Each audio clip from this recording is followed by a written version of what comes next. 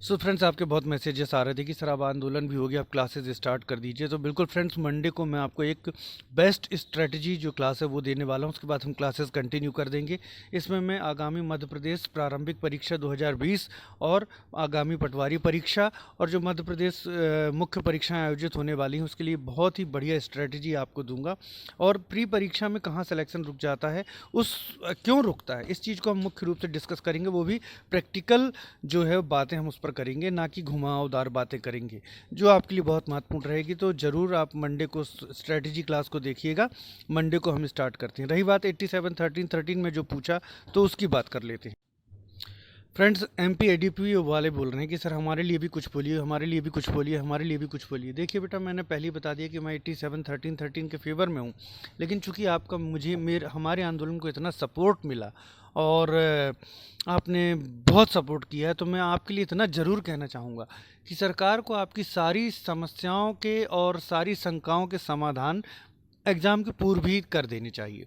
जितने भी शंकाएं MP ADPO वाले बच्चों के मन में आ रही हैं परीक्षा देने के पहले, उनका समाधान हो जाए और एक ऐसी प्रक्रिया अपनाई जाए कि किसी भी हालत में ये ना हो कि आगे जा कर के फिर रिज़ल्ट कैंसिल हो, फिर रिवाइज रिज़ल्ट आए और एक साफ़ सुथरा रिज़ल्ट आए, बच्चों की मेहनत बर्बाद ना हो, बार बार एग्ज़ाम ना हो, साफ़ सुथरा जो प्रक्रिया है वो अपनाई जाए और आपकी शंकाओं के समाधान किए जाएँ। ये बहुत ही आवश्यक है। ओके फ्रेंड्स, आप लोग मुझसे बार बार यही कहा करते हो बेटा कि सर खाई में कूद जाओ, खाई में कूद जाओ, और मैं कूद भी जाता हूँ आप लोगों के लिए। अफसोस इस चीज़ को आप रिकॉग्नाइज़ नहीं करते। अब आप बार बार मुझसे एक चीज़ पूछ रहे हैं कि सर वहाँ जब हम एमपीपीएससी आंदोलन के लिए थे, वहाँ भी कुछ हमारे भाई बंधु आए थे जो 87-13-13 अनकॉन्स्टिट्यूशनल बोल रहे थे। लेकिन मैं उन भाइयों के खिलाफ नहीं हूँ, सबकी अपनी एक राय है। और अब आपने मुझसे पूछा कि सर आप फाइनली ये बताइए कि आप 87-13-13% फार्मूला के पक्ष में हैं या विपक्ष में। बेटा, मैं सिर्फ एक चीज़ के पक्ष में हूँ कि एक सॉल्यूशन आना चाहिए। एक सॉल्यूशन आना चाहिए। जो बच्चे 4 साल से फंसे हुए हैं, जो बच्चे 2 साल से फंसे हुए हैं, जो सारे एग्जाम फंसे हुए हैं, उसका एक सॉल्यूशन निकलना चाहिए। एक रास्ता है जो आगे से टूट गया है, खराब हो गया है, या समझिए एक ब्रिज है जो टूट गया है। ठीक है ना। अब सरकार एक नया ब्रिज बना रही है, सरकार एक नया ब्रिज बना रही है ताकि यहाँ से वहाँ पार जाया जा सके। तो अब आप लोग बोल रहे हैं नहीं, उसी पुराने ब्रिज से, उसी पुराने रास्ते से जाना पड़ेगा, ये तो अनकॉन्स्टिट्यूशनल है, ये तो अनकॉन्स्टिट्यूशनल है। देखिए, मैं समझ सकता हूँ कि मैंने हमेशा ये कहा है कि परिस्थितियाँ ऐसी बन गई हैं कि आप अगर 87-13-13 को भी आप क्या कर दोगे, हटा दोगे, तो एक ऐसा फॉर्मूला जिस पर डिस्प्यूट ना हो लाना बहुत मुश्किल है। बच्चे मजाक हैं क्या? बच्चे 4 साल से लटके हुए हैं एग्जाम देने को, 2 साल से लटके हुए हैं एग्जाम देने को, उनके बारे में कौन सोचेगा? परीक्षाएं आगे हों, अगर फंस गए हैं तो उसका एक को कोई ना कोई सॉल्यूशन निकले, वो कौन सोचेगा? बच्चों से 2-2 बार 3-3 बार एग्जाम लिए जा रहे हैं उसी परीक्षा के, ये कॉन्स्टिट्यूशनल है? 1 साल की प्रक्रिया 4-4 5-5 साल हो रही है। एमपी में ऐसे भी बहुत से एग्जाम है जो 10 साल में कंप्लीट हुए। 10 साल सोच सकते हो आप? वो कॉन्स्टिट्यूशनल है। परीक्षाएं बार बार रद्द हों, कोई रास्ता न बचे, वो कॉन्स्टिट्यूशनल है। तो देखिए, कोई भी फॉर्मूला आप लाओ, उसमें कुछ ना कुछ कमी रहेगी।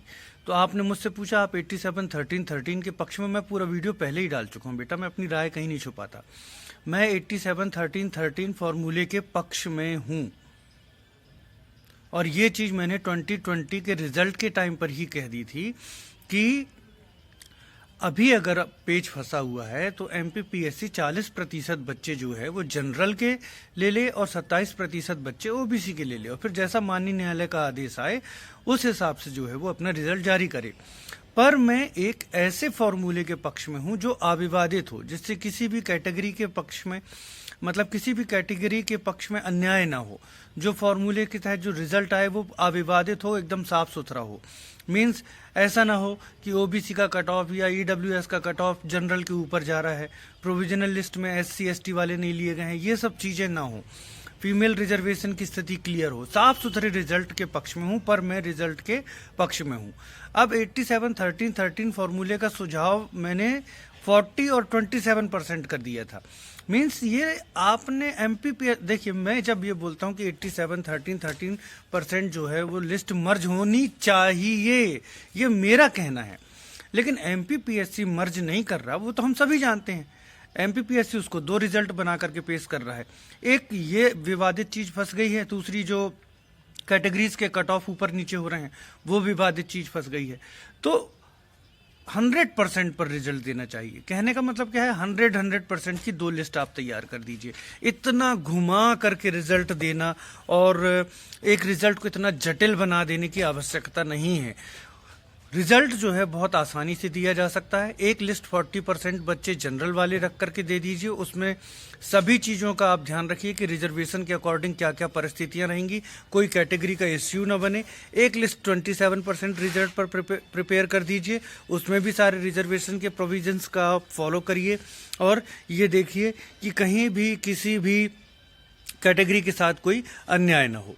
रिजल्ट आए और बच्चों का जो है अब रास्ता क्लियर हो। 4 साल से एग्जाम फंसे हुए हैं, ये मेरी दृष्टि में सबसे महत्वपूर्ण है। लेकिन सबकी अपनी अपनी राय है। आप जब बोलते हो आप 87 13 के अगेंस्ट हो, तो मैं उस पर आपको ये थोड़ी नहीं लड़ने थोड़ा लगता हूँ, मैं अपनी राय देता हूँ। लेकिन कुछ बच्चों की आदत होती है वो सीधा लड़ने लगते हैं, ठीक है ना। आप बताइए एक ऐसा रिजल्ट जो बिल्कुल अविवादित हो, बताइए, है ना। तो रास्ता कुछ ना कुछ तो अपनाना पड़ेगा।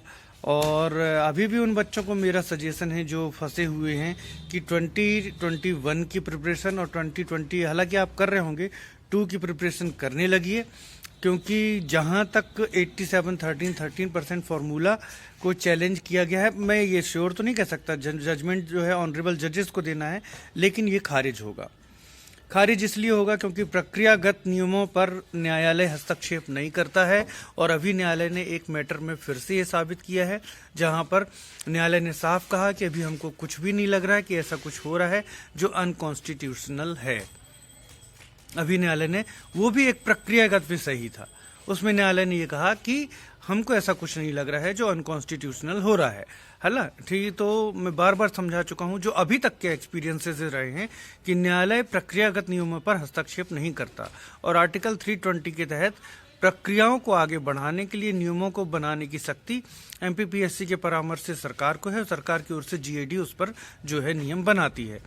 तो कोई फार्मूला न देखते हुए ये फार्मूला जो है, अगर इसमें 87 13 को आप चैलेंज करोगे तो वो याचिका खारिज हो सकती है। लेकिन मैं ये नहीं कहूँगा ऐसा ही होगा, क्योंकि केस है, केस में कुछ भी हो सकता है, लेकिन एक चांस है कि वो याचिका खारिज हो जाएगी। लेकिन हाँ, उसमें अगर आप हेर फेर कर देंगे, उसमें आप हेर फेर कर देंगे, 2 रिजल्ट बना करके पेश कर देंगे, ओबीसी की कैटेगरी का कट ऑफ, ईडब्ल्यूएस का कट ऑफ जनरल से ऊपर कर देंगे, प्रोविजनल लिस्ट में आप SC ST वाले बच्चे नहीं लेंगे, तो ऐसी दशाओं में फिर वो 87 13% फार्मूला जो है वो फंस जाएगा। तो ये तो रही जो आपने मुझसे पूछा और मैंने स्थिति उसकी क्लियर कर दी। होप जो लोग 87 13 फार्मूले के फेवर में हैं वो बुरा नहीं मानेंगे, सबकी अपनी एक राय है।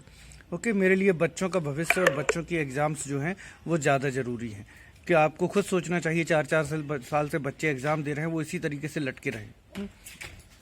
रही बात फ्रेंड्स मंडे से, तो मंडे को मैं एमपीपीएससी प्री 2022 और मध्य प्रदेश पटवारी एग्जाम के लिए एक बेस्ट स्ट्रेटजी, क्योंकि बहुत से बच्चे बोल रहे थे कि सर अब आंदोलन भी हो गया, अब क्लासेस स्टार्ट कीजिए। बिल्कुल बेटा, अब क्लासेस स्टार्ट होंगी। मंडे को जो है आपकी स्ट्रेटजी क्लास में आपको देने वाला हूं, जहां पर आपके लिए बेस्ट स्ट्रेटजी जो है वो मैं आपके लिए लेकर के आऊँगा, और कहाँ पर सिलेक्शन जो है वो रह जाता है और उस लिमिट को हम कैसे क्रॉस कर सकते हैं कि जो है प्री वो हमारा निकल जाए। तो वो चीज़ें हम पूरी विस्तार से समझने की कोशिश करेंगे, वनस्पत इसके कि मैं आपको एक एक टॉपिक की ही डिटेल देता रहूं। हम वहाँ पर प्रैक्टिकल चीज़ों पर ज़्यादा फोकस करेंगे कि क्यों सिलेक्शन रुकता है और उस सिलेक्शन की लिमिट को हम कैसे पार कर सकते हैं, किस तरीके से हम एक ऐसे पढ़ाई कर सकते हैं कि हमारा जो प्री है वो निकल जाए। ठीक है ना फ्रेंड्स, उस चीज़ को हम विस्तार से समझेंगे। और आपकी जो क्लासेस हैं, अब देखिए संपूर्ण सिलेबस की जो क्लास चला रहे थे वो तो चूंकि स्वास्थ्य भी बीच बीच में खराब हो जाता है, इंदौर से आया स्वास्थ्य ठीक था, लेकिन कल रात से फिर से थोड़ा सा अनईजीनेस बढ़ गई है। तो मैं मध्य प्रदेश विशेष है ना, प्रारंभिक परीक्षा विशेष और मुख्य परीक्षा विशेष करके क्लासेस चलाऊंगा, जहां मैं इंपॉर्टेंट टॉपिक्स आपसे डिस्कस करता चलूंगा। आपके लिए बहुत बेनिफिशियल क्लासेस रहेगी। तो जिन बच्चों, और सारी की सारी क्लासेस फ्री रहेंगी, जिन बच्चों ने हमारा चैनल सब्सक्राइब नहीं किया है वो हमारा चैनल सब्सक्राइब कर लें। आपको पूर्णतः निःशुल्क क्लासेस जो है यहाँ पर मिलेंगी। Okay friends, thanks for watching.